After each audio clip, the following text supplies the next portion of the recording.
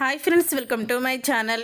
రామరాజు ఇంటికి వచ్చిన తన తండ్రిని అవమానించిన వల్లిని చంప పగలగొట్టిన నర్మద. షాక్లో రామరాజు, వేదవతి. అసలు ఇదంతా ఎలా జరగబోతుంది అనేది ఈ వీడియోలో తెలుసుకుందాం. సాగర్తో నర్మద ఇలా అంటూ ఉంటుంది, నేను మా పుట్టింటికి వెళ్తున్నానని మావయ్య గారితో చెప్పేద్దాం సాగర్, లేకపోతే మళ్ళీ మనం వెళ్ళిన సంగతి మీ వదిన చాడీలు చెప్పిందంటే మావయ్య గారు అనవసరంగా తిడతారు అని అంటూ ఉంటుంది నర్మద. అప్పుడు ఇక సాగర్ అయితే నర్మద మాట విని రామరాజుకి, నర్మద వాళ్ళ నాన్న పుట్టినరోజంట నాన్న, తను వాళ్ళ నాన్నకి గిఫ్ట్ ఇవ్వాలనుకుంటుంది, అందుకనే తనని పుట్టింటికి తీసుకువెళ్తున్నాను అని అంటూ ఉంటాడు సాగర్. అప్పుడే ఆ మాట విని వల్లి అయితే, ఇప్పటి వరకు అమ్మా నాన్నే గుర్తులేరు నర్మదకి, సడన్గా వాళ్ళ నాన్న పుట్టినరోజుని గుర్తుకొచ్చిందా అని అంటూ సాగదీస్తుంది. అప్పుడే ఇక రామరాజు అయితే, తప్పేముందమ్మా, వాళ్ళ నాన్న పుట్టినరోజుకి తను గిఫ్ట్ ఇవ్వడానికి వెళ్తానంటుంది, దాంట్లో తప్పేముంది అని అంటూ ఉంటాడు రామరాజు. అప్పుడే ఇక ఆ మాట విని మావయ్య గారేంటి నర్మదని పుట్టింటికి వెళ్లకుండా ఆపేస్తారనుకుంటే ఇలా సడన్గా నాకు షాక్ ఇచ్చారు అని అనుకుంటూ ఉంటుంది వల్లి. కానీ అక్కడ వాళ్ళు మిమ్మల్ని అవమానిస్తే మాత్రం నేను ఊరుకునే ప్రసక్తే లేదు. ఇప్పుడు తను ఎంత ప్రేమగా వెళ్తుందో వాళ్ళు కూడా అంతే ప్రేమగా పలకరించాలి అని అంటూ ఉంటాడు రామరాజు. అయితే నర్మదకి వాళ్ళ నాన్న అంటే ఎంత ఇష్టమో వాళ్ళ నాన్నకి కూడా నర్మద అంటే అంత ఇష్టం నాన్న, కోపతాపాలు ఎన్ని రోజులు ఉంటాయి చెప్పండి అని అంటూ ఉంటాడు సాగర్. అయితే సరే వెళ్ళిరండి అని అంటూ వాళ్ళిద్దరినీ కూడా వెళ్ళమంటాడు. అప్పుడే ఇక ప్రేమ ధీరజ్ ఇద్దరు బాగా ఆనందపడుతూ ఉంటారు. వల్లి మాత్రం ముఖం మార్చుకొని ఉంటుంది. అప్పుడే ఇక ప్రేమ నర్మద దగ్గరికి వెళ్ళి, నువ్వు పుట్టింటికి వెళ్తున్నావని అక్కడ చూడు, అది కళ్ళల్లో నిప్పులు పోసుకుంటుంది అని అంటూ ఉంటుంది ప్రేమ. అప్పుడే ఇక నర్మద వల్లి దగ్గరికి వెళ్ళి, పాపం మావయ్య గారికి ఏదో చెప్పాలనుకొని మరీ బోల్తా పడిపోయావు కదా, మావయ్య గారు నన్ను పుట్టింటికి వెళ్ళొద్దన్నారేమో అనుకున్నావు, కానీ మావయ్య గారే వెళ్ళమని చెప్పారు, అందుకనే కదా ఈ రోజు నుంచి ఏం చెయ్యాలనుకున్నా మావయ్య గారికి చెప్పే చేస్తాము అని అంటూ వల్లికి షాక్ ఇస్తుంది. నీలాంటి దానికి ఛాన్స్ ఇవ్వదలుచుకోలేదు అని అనగానే ఒక్కసారి వల్లి అయితే షాక్ అయిపోతూ ఉంటుంది. ఆ నర్మద ప్రేమ వాళ్ళు మన ముందు పిల్ల బచ్చాలు అని మా అమ్మ చెప్పింది, వీళ్ళు నాకన్నా ముదుర్లు అని వల్లి అయితే అనుకుంటూ ఉంటుంది. తరువాత వల్లి అయితే చందు దగ్గరికి వెళ్తుంది. చందు దగ్గరికి వెళ్ళి, చూసావా నా గురించి వాళ్ళు ఏమనుకుంటున్నారో అని అంటూ ఉంటుంది వల్లి. అయితే అప్పుడే చందు, ఎవరి గురించి ఎవరు ఏమనుకుంటున్నారో, ఎందుకు నువ్వు ప్రతి విషయంలో జోక్యం చేసుకుంటున్నావు, అయినా సాగర్ అలాగే నర్మద ఇద్దరు మా నాన్నకి చెప్పి వెళ్దామనుకుంటే నువ్వెందుకు మధ్యలో మాట్లాడావు, వాళ్ళ విషయం వాళ్ళు చూసుకుంటారు కదా అని అంటూ ఉంటాడు చందు. అప్పుడే వల్లి షాక్ అయిపోతూ ఉంటుంది చందు మాటలకి. వాళ్ళ సంగతి వీళ్ళ సంగతి కాదు, ముందు మీ అమ్మ వాళ్ళని ఆ 10 లక్షలు ఇవ్వమని చెప్పు, వీళ్ళ దాంట్లో వాళ్ళన్నారు వీళ్ళన్నారు అంటూ పక్కనోళ్ళ విషయాలు జోక్యం చేసుకోవడం మాత్రం వచ్చు, కానీ మీ అమ్మ వాళ్ళని అడిగి 10 లక్షలు తీసుకురావడం మాత్రం నీకు రావడం లేదు అని చందు అయితే వల్లికి రివర్స్లో దిమ్మ తిరిగే సమాధానం చెప్తాడు. అప్పుడు ఇక వల్లి అయితే, ఇదేంటి తిరిగి తిరిగి ఈరోజు నాకే రివర్స్ అయిపోతున్నాయి, నేనేం చేయాలి అని అనుకుంటూ ఉంటుంది వల్లి అయితే. అప్పుడు ఇక వల్లి అయితే ఆలోచిస్తూ ఉంటే వేదవతి వల్లి దగ్గరికి వచ్చి అంటూ ఉంటుంది, చూడమ్మా వల్లి, నర్మద పుట్టింటికి వెళ్ళింది కదా అని మీ మావయ్య గారు ఏదన్నా అంటారేమో అని నువ్వు అనుకున్నావో అంతే కదా, ప్రేమ నర్మద అంటుంటే ఏమో అనుకున్నాను, కానీ వాళ్ళ విషయంలో ఎక్కువగా జోక్యం చేసుకోకమ్మా, కుటుంబ విషయాల్లో మాట్లాడినా పర్వాలేదు, కానీ వాళ్ళ సొంత నిర్ణయాలప్పుడు కూడా మాట్లాడితే బాగోదు అని వేదవతి కూడా వల్లికి సమాధానం చెప్తుంది. ఈరోజు లేచి ఎవరి ముఖం చూసుకున్నాను, నా ముఖం నేనే చూసుకున్నానా అని అనుకుంటూ ఉంటుంది వల్లి అయితే. తర్వాత నర్మదా సాగర్ ఇద్దరు కూడా నర్మద వాళ్ళ పుట్టింటికైతే వెళ్తారు. అప్పుడే ఇక నర్మదని తలుచుకుంటూ వాళ్ళ నాన్న అమ్మ మౌనంగా కూర్చొని ఉంటారు. అప్పుడే నర్మద వాళ్ళ అమ్మ అయితే అంటూ ఉంటుంది వాళ్ళ నాన్నతో, నర్మద, పోయిన సంవత్సరం వచ్చే సంవత్సరం మీకు 50 ఏళ్ళు వస్తాయి, 50 ఏళ్ల పుట్టినరోజు చాలా ఘనంగా చేస్తాను డాడీ, నాకు అప్పుడు జాబ్ కూడా వచ్చేస్తుంది అని మీతో ఎన్నో కబుర్లు చెప్పింది. ఎప్పుడు పుట్టినరోజుకి కూడా తను మీకు సర్ప్రైజ్ గిఫ్ట్ ఇచ్చేది. ఎప్పుడు కూడా మీ పుట్టినరోజుని గ్రాండ్గా జరిపేది. కానీ ఈ సంవత్సరం మనల్ని కాదనుకొని నర్మద దూరంగా వెళ్ళిపోయిందండి అని అంటూ బాధపడుతూ ఉంటుంది. నర్మద తల్లి అయితే అప్పుడే సాగర్ నర్మద మాటలు వింటారు. లేదమ్మా, నేను మీ నుంచి దూరంగా వెళ్ళిపోలేదు, నాన్న గురించి వచ్చేశాను అని అంటూ నర్మద అయితే దగ్గరికి వస్తుంది. ఇక నర్మదని చూసి అందరూ కూడా చాలా ఆనందపడుతూ ఉంటారు. ఇక నర్మదని చూసి వాళ్ళ అమ్మ అయితే, అమ్మా నర్మద ఎలా ఉన్నావమ్మా అని అడుగుతూ ఉంటే, నేను బాగానే ఉన్నానమ్మా, నువ్వెలా ఉన్నావు అని నర్మద అడుగుతూ ఉంటుంది. నాన్న, పుట్టినరోజు శుభాకాంక్షలు నాన్న, మీ గురించే ఈ గిఫ్ట్ తీసుకువచ్చాను అని అంటూ ఉంటుంది. వాచ్ చూపించి నర్మద అయితే అప్పుడే నర్మద తండ్రి సాగర్ని చూసి కోపంతో రగిలిపోతూ ఉంటాడు. ఎందుకు వచ్చావు నువ్వు? అయినా నా పుట్టినరోజు నువ్వు జరిపించాల్సిన అవసరం లేదు. ఎప్పుడైతే నువ్వు నాకు ఇష్టం లేని పెళ్లి చేసుకొని ఇంట్లో నుంచి వెళ్ళిపోయావో అప్పుడే మా జీవితాల్లో ఇలాంటి వేడుకల్ని చేసుకోవడం మేము మానేసుకున్నాము. మేము ఏదో జీవోత్సవంలా బ్రతుకుతున్నాం తప్ప మనుషుల్లాగా ఎప్పుడో చచ్చిపోయాము అని అంటూ ఉంటాడు.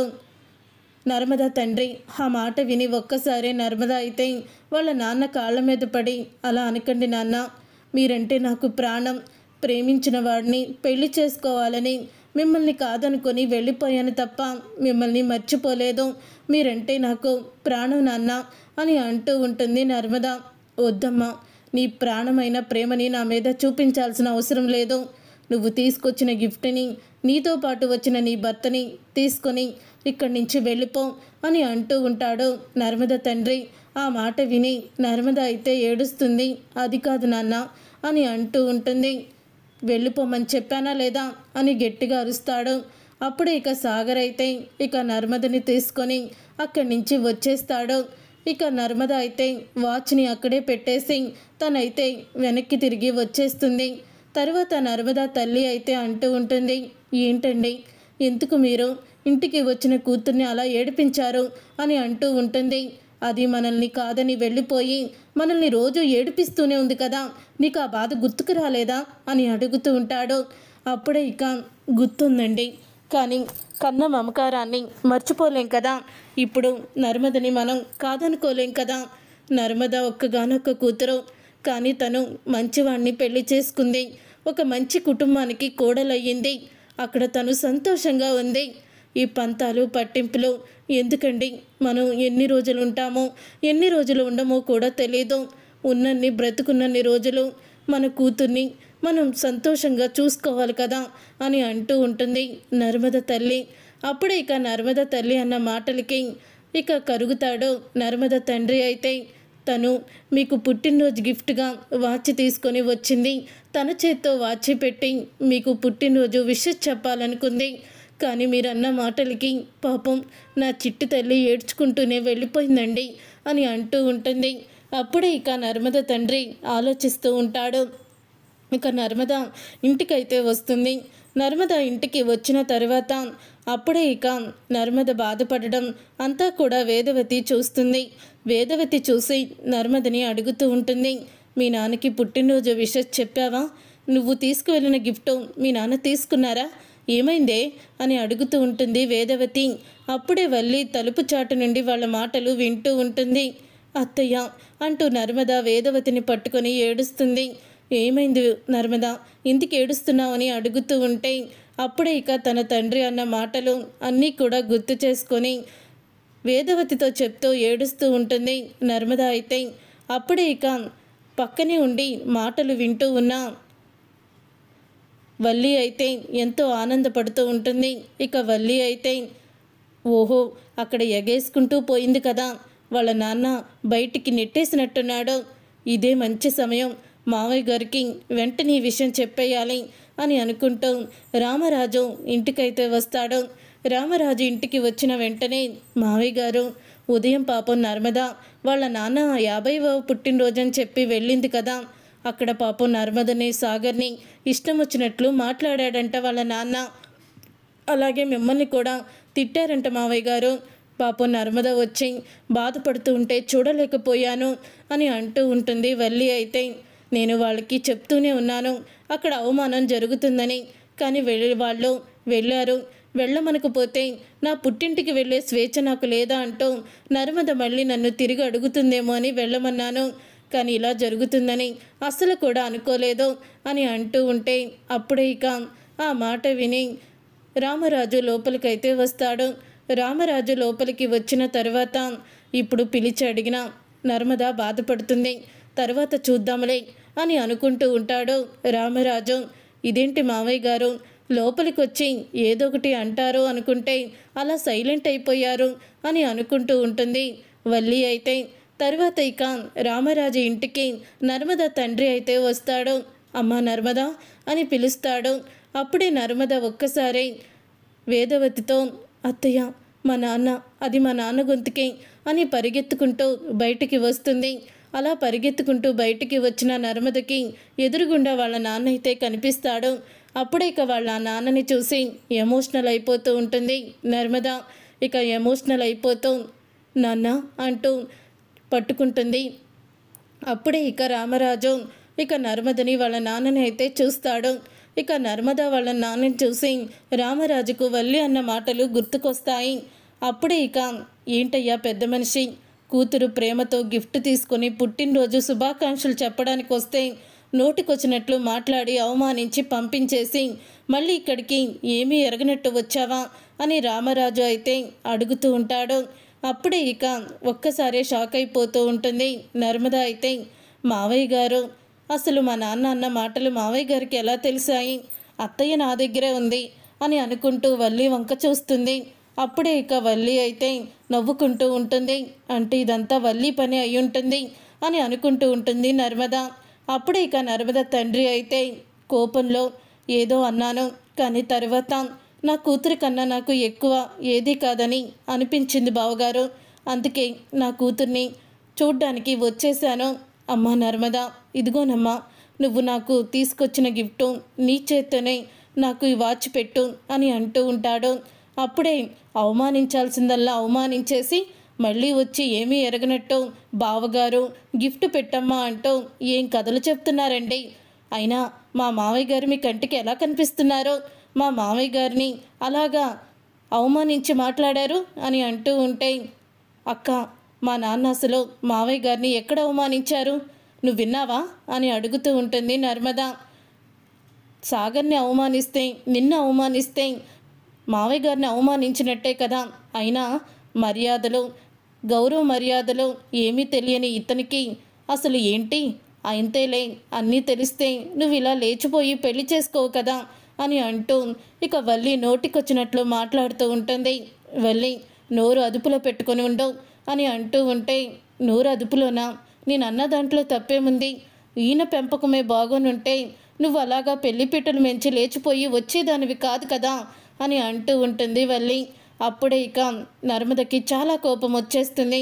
అప్పుడే ఇక నర్మద అయితే వల్లి చంప పగలగొడుతుంది. దాంతో ఒక్కసారి అందరూ కూడా షాక్ అయిపోతూ ఉంటారు. చూడు, ప్రతిసారి కూడా మా విషయంలో జోక్యం చేసుకొని మావయ్య గారి చేత మమ్మల్ని తిట్టిపించి నట్టింట్లో మేము ఏడ్చేలా చేస్తున్నావు. అయినా మా నాన్న విషయంలో నీ జోక్యం ఏంటి? ఇక్కడికి వచ్చి మా నాన్న ఏం మాట్లాడారని నోటికొచ్చినట్లు మాట్లాడుతున్నావు అని అంటూ ఉంటే, అప్పుడే ఇక వల్లి అయితే చూసారా మావయ్య గారు, తను నన్ను ఎలా కొట్టిందో మీ ముందే అని ఏడుస్తుంది వల్లి. కానీ వాళ్ళ నాన్నని నువ్వు అలా అనడం చాలా తప్పమ్మా అని అంటూ నర్మదకే సపోర్ట్ చేసి మాట్లాడుతూ ఉంటాడు రామరాజు. అయితే అప్పుడే నేను ఇక వెళ్ళొస్తానమ్మా, నేను రావడం వల్లే మీ ఇంట్లో గొడవలు మొదలయ్యాయి అని అంటూ ఉంటే, లేదు నాన్న, నువ్వు నాకు ప్రాణం, నువ్వొస్తే గొడవలేంటి నాన్న అని అంటూ ఉంటుంది నర్మద. అప్పుడే వేదవతి, అవునన్నయ్య గారు పుట్టినరోజు నాడు ఇంటికి వచ్చారు, రండి నోరు తీపి చేసుకుని వెళ్దురు కానీ అని అంటూ ఉంటుంది. వేదవతి, వద్దమ్మా నేను వెళ్తాను అని నర్మద తండ్రి అయితే వెళ్ళిపోతాడు. అప్పుడే ఇక వల్లితో అంటూ ఉంటుంది నర్మద, చూడు, ఇంకోసారి నా తండ్రి గురించి కానీ నా పుట్టిల్లు గురించి కానీ నా గురించి కానీ తక్కువ చేసి మాట్లాడితే మాత్రం ఇలాగే నా రియాక్షన్ ఉంటుంది, గుర్తుపెట్టుకో అని అంటూ రామరాజు చూస్తుండగానే వల్లికి వార్నింగ్ ఇస్తుంది నర్మద. చూసారుగా ఫ్రెండ్స్, రాబోయే కథలో ఖచ్చితంగా ఇలాగే జరగబోతుంది. మరి ఇలాగే జరగాలని మీరైతే కోరుకుంటున్నారా? అయితే వీడియోని తప్పకుండా లైక్ చేసి ఛానల్ని సబ్స్క్రైబ్ చేసుకొని పక్కనే ఉన్న గంట సింబల్పై ఆల్ అని క్లిక్ చేయండి. అప్పుడే మేము పెట్టే ప్రతి వీడియో మీరు మిస్ కాకుండా చూసేవచ్చు.